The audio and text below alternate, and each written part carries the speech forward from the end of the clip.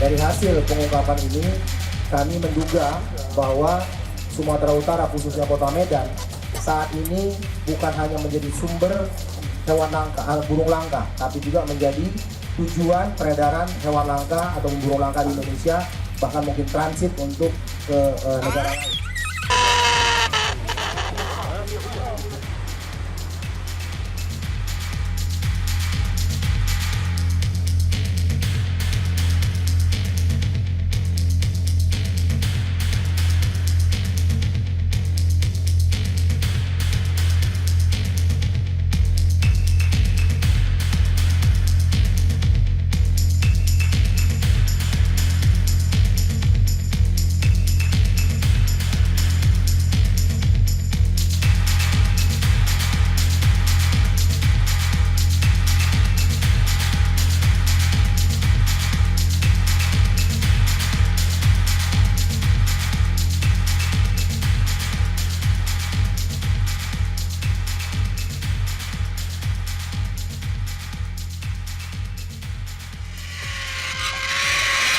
Kalau secara statistik di tahun 2018 itu ada lebih sekitar 200 operasi penangkapan dilakukan di Indonesia.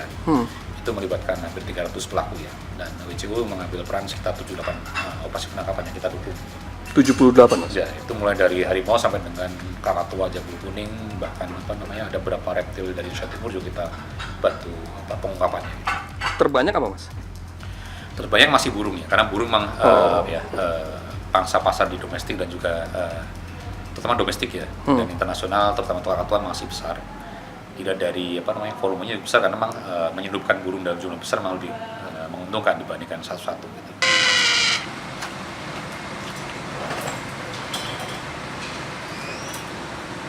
Mantap.